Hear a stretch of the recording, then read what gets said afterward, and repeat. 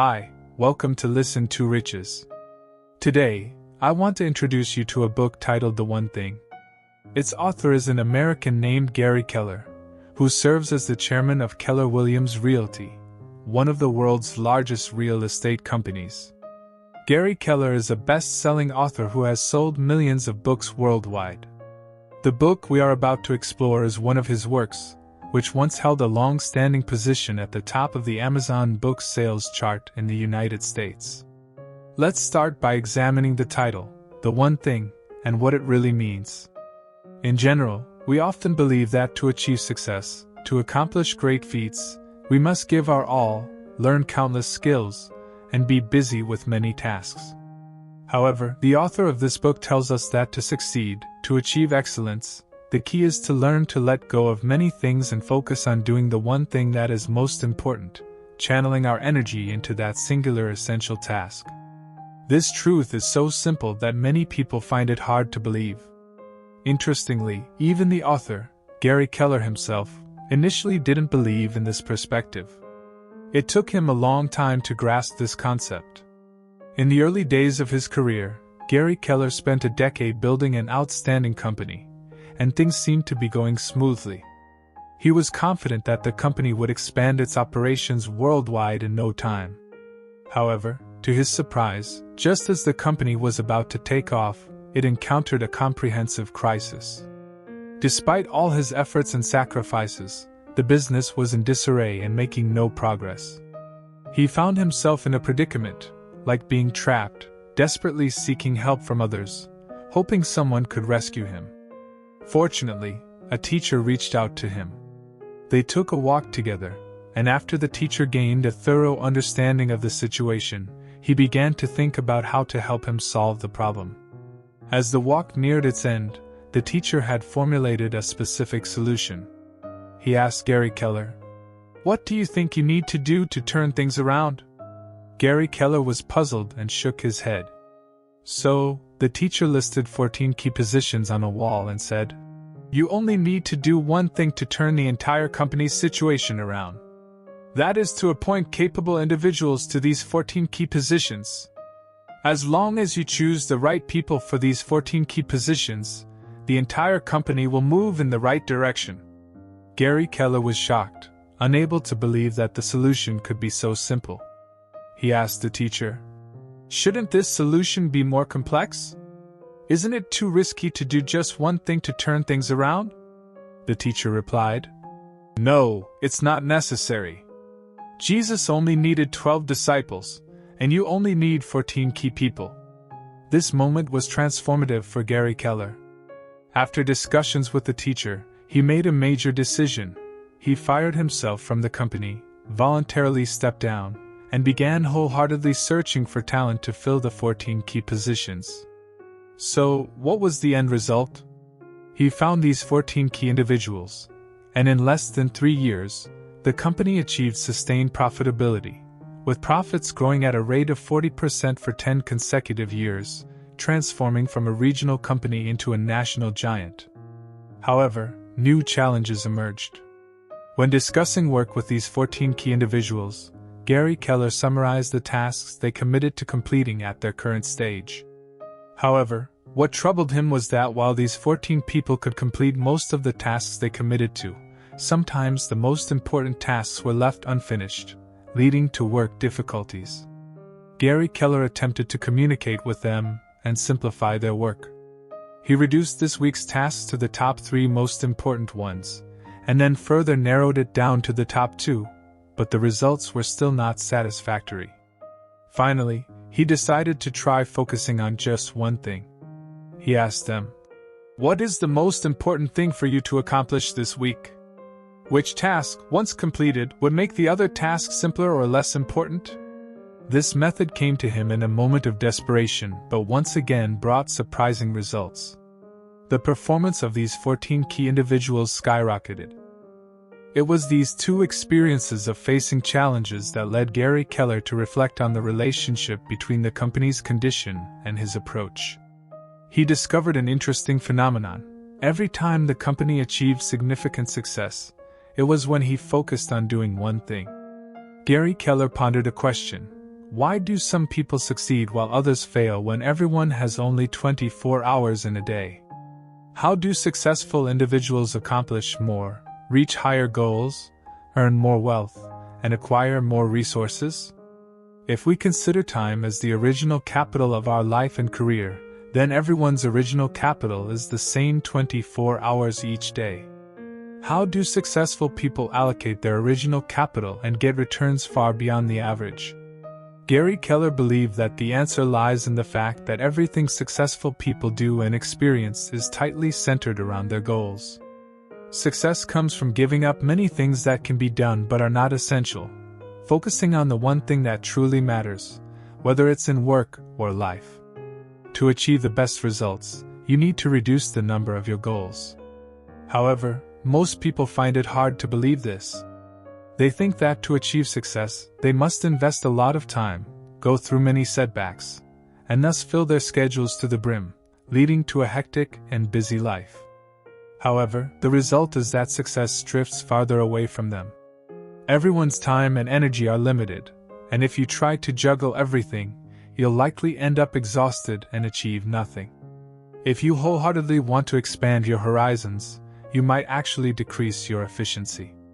Excessive stress can lead to delayed task completion, affecting your life, causing poor diet, sleeplessness, and leaving no time for exercise, family, and friends. For Gary Keller, this was the path to stray from. In reality, there is a shortcut to success as mentioned earlier, concentrating your time and energy on the one thing that matters most. However, most people usually don't do this because there are many misconceptions about success. We often hear too many lies about success, which can actually mislead us and hinder our path to success. Because this book is about the one thing, Gary Keller has intentionally collected many sayings that conflict with this concept, such as, "Everything is important, doing multiple things at once is more efficient," and "Self-discipline and willpower can solve all problems." He believes these are all lies. First, let's look at the first saying he collected. Everything is important. In life, we often find ourselves in a dilemma, dealing with a large number of tasks every day, some of which get pushed to the next day, leading to an ever-increasing workload that becomes impossible to complete. We become so busy that it goes beyond what we can handle, yet success doesn't come closer because of our busyness. We work hard but gain little because most of our busyness is blind. We mistakenly believe that everything is important and try to complete it all, which is a common mistake we make. To complete all tasks, we rely on time management and create to-do lists, which is indeed a useful method to help us focus. However, we are often bound by these lists, feeling like we must complete every item on them. Moreover, our decision-making order is influenced by the lists. Successful people handle tasks differently from ordinary people.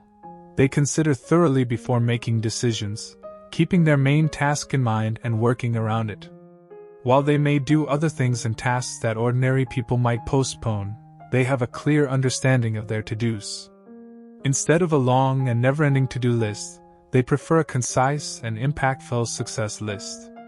So, how do successful people transform a regular list into a success list? Let's take a look at the discoveries made by Joseph Uran.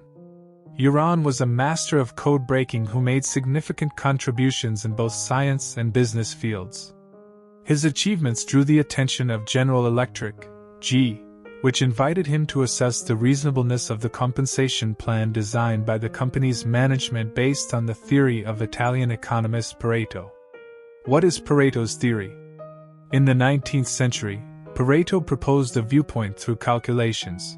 20% of the world's population owns 80% of the wealth.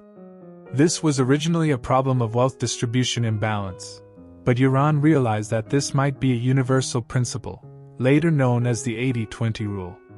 The 80-20 rule suggests that a small input often yields a large output. In other words, success distribution is unfair, as a minimal input can result in significant success, a phenomenon that is quite common. Therefore, selectively investing your efforts can effectively yield returns, and Gary Keller himself is a testament to this, as a few crucial moments led him to his current achievements.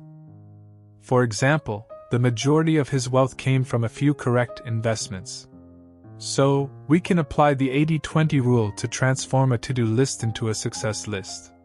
Pick out the most important 20% from your list of tasks, and then narrow it down further within that 20% until you find the single most important thing. The second lie about success is that multitasking makes you more efficient. If doing the most important thing is crucial, why should we attempt to do other things simultaneously? In 2009, a professor from Stanford University conducted a study to understand how so-called multitaskers manage multiple tasks at once. He told a New York Times reporter that he himself couldn't do it, and was quite envious of those who could. The professor and his research team distributed over 200 questionnaires to investigate students' multitasking habits. They categorized the participants into those who frequently multitask and those who rarely do, assuming that frequent multitaskers would be more efficient. However, the results were unexpected. The professor said, "I was surprised that multitaskers were terrible at everything. They couldn't even filter out irrelevant information. It's almost like their brains were in overdrive." Despite this, multitasking has become a popular practice, and many believe it should be mastered and encouraged. Companies often see multitasking as a distinct advantage when hiring. But in reality, it's a deceptive lie. Multitasking is neither efficient nor conducive to success. When you try to do two things at once, you either fail at both or perform poorly in each. As the saying goes, multitasking is equal to messing up multiple things. Sometimes we can indeed do two things simultaneously, like talking while walking or checking a map while eating, but we can't simultaneously tackle two tasks that require our full attention. Oddly, modern society tends to encourage the perception that one is a multitasker. For instance, people listen to music while working, make phone calls while driving, or play with their phones while eating. Sometimes, it's not that we have too little time and too much to do. It's that we keep implying to ourselves that we should do many things simultaneously, more things. Time initially allocated for one task is now hoped to accommodate 2 or even 3 tasks. Now, let's talk about our work environment. The office is like a place that demands everyone to have 3 heads and 6 arms. You're focused on a project when suddenly someone coughs and asks if you have cough drops. The office phone keeps ringing incessantly. Emails in your inbox are never ending. Your phone vibrates non-stop with new messages. Unopened packages are piled up, and unfinished tasks remain. There's always someone continuously asking about your progress. Distractions and interruptions happen every moment. Research shows that, on average, employees in an office are interrupted every 11 minutes, and they spend about 1/3 of their time recovering from these interruptions. Nevertheless, we still must complete tasks within set deadlines, so we multitask or frequently switch between tasks, but this notion is self-deception. Researchers found that task switching comes at a cost. If the tasks are relatively simple, the time cost of switching may be less than or equal to 25%.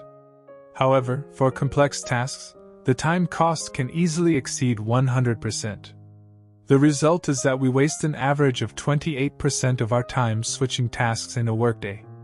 We hardly realize that, to maintain the image of being multitaskers, we're paying such a high price.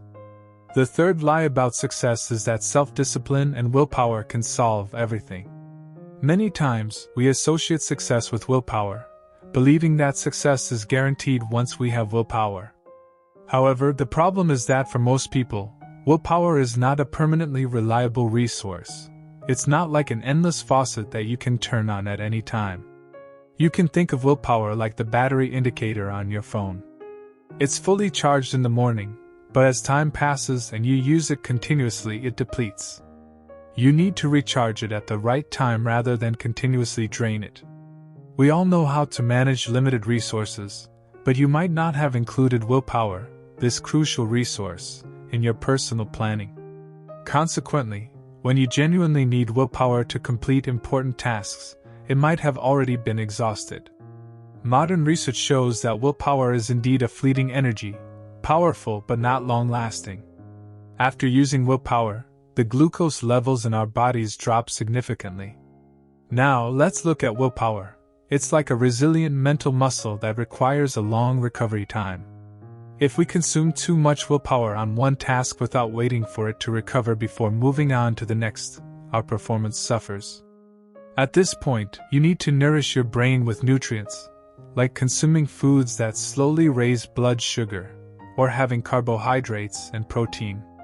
So, to efficiently use willpower, we need to consciously choose the right moments to accomplish the most important tasks before it gets depleted.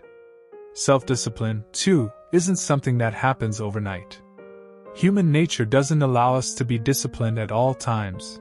It's a matter of developing a habit through consistent training and a sufficient amount of time. The key to success is selecting the right habit to cultivate and integrating it into your life. Once the habit is formed, maintaining it is much easier than establishing it. You might wonder, how long does it take to form a habit? According to research from the University College London, it takes an average of 66 days. Sometimes, we're encouraged by the idea that it takes 21 days to form a habit. But that's unrealistic, so don't give up too soon. Australian researchers have also discovered a halo effect during habit formation. In experiments, students who developed good habits reported lower stress levels, reduced impulsive shopping, improved eating habits, reduced TV watching, and even better dishwashing habits. This indicates that maintaining good habits not only becomes easier over time but also brings other benefits to various aspects of life. We all know that swimming champion Michael Phelps was diagnosed with attention deficit hyperactivity disorder, ADHD, when he was young. His kindergarten teacher told his mother that Phelps was always restless, couldn't sit still, and couldn't focus at all. However, this seemingly unfocused and unsuccessful young man went on to break one world record after another. His mother proudly said, "Michael's level of focus astonishes me, and even his coach praises his focus as his most potent weapon." How did Phelps make this transformation? The secret lies in years of training habits. From the age of 14 until he participated in the 2008 Beijing Olympics, Phelps trained rigorously 7 days a week, spending 6 hours each day in the water without any breaks. He poured all his energy into this most important thing. This discipline and habit formation allowed him to find his place in the pool and achieve tremendous success. After uncovering these lies about success, we return to the core theme of this book: what is the one thing that matters most, and what exactly is it? You need to ask yourself a crucial question: what is the one thing I can do that will make everything else easier or unnecessary? This question can be broken down into 3 parts. First, what is the one thing I can do? This question prompts you to take action, as the one thing means there is only one specific task to be done, not many. While you may have numerous options, you must make a decision, otherwise, you cannot proceed to the next step. Second, you must choose one thing to do. This doesn't mean you have to do what you must, should, or might do, but what you can do. Many things we must, might, or will do often remain undone because the motivation to do what we can do is greater than the motivation to do what we want to do. The third part is, what will doing that one thing make everything else easier or unnecessary? This means your answer must meet a certain criterion. This criterion will transform you from casually choosing a task to doing something for the sake of a clear goal. You need to delve deep because after doing that one thing, it triggers a series of events. The final part is making everything else easier or unnecessary. Just as Archimedes said, "Give me a lever long enough and a fulcrum on which to place it, and I shall move the world." You must find that crucial lever that makes everything else easier or unnecessary. After completing the most important thing, you'll find that other tasks required to achieve your goal can either be completed more effortlessly or may not even be necessary. You can choose to ignore trivial matters, as if you're wearing blinders. Only then can you change the course of your life and focus on doing that one most important thing. The key question will guide you to find the most important thing in different stages of your life. At different times, you only need to shift your focus and reconsider what the key question is. According to Martin Seligman, former president of the American Psychological Association, to find happiness, the key is to engage fully in your work, making life more meaningful. When we strive for a goal every day, happiness follows. The method of success is to recognize what truly matters to you and achieve it through gradual accumulation. The author of this book, Gary Keller, provides practical advice, such as the domino effect. First, consider your long-term goals and then work backwards step by step to find the most important thing you should be doing now. Think about it. For your long-term goals, what is the one thing you should do in the next 5 years? For your 5-year plan, what is the one thing you should do this year? For your yearly goals, what is the one thing you should do this month? For your monthly goals, what is the one thing you should do this week? For your weekly goals, what is the one thing you should do today? For your daily goals, what is the one thing you should do right now? Connect all these goals together until you find the most important thing to focus on in the present. For example, the famous American comedian Jerry Seinfeld was once asked how to become a better comedian. He said, "Write a joke every day." His method was to hang a large calendar on the wall, and every time he wrote a joke, he marked that day with a big red X. He said the chain of red X would grow longer, and he would want to see them continue growing. All he needed to do was not break the chain. Thus, consistency is not a marathon but a series of short sprints linked together. These are the core contents of the book. The author informs us about the misconceptions surrounding success. We used to think that career success meant everything was important, multitasking increased efficiency, and self-discipline and willpower could solve all problems. However, these are all lies about success. The real key to success is recognizing what's most important to you and achieving it through continuous accumulation. That's all for today. Thank you for joining me for this review and summary of the book. If you want to listen to more audiobooks, please do not forget to click on like and subscribe to my channel. And if you have other books you'd like to talk about, feel free to tell me in the comments below. See you in my next audiobook.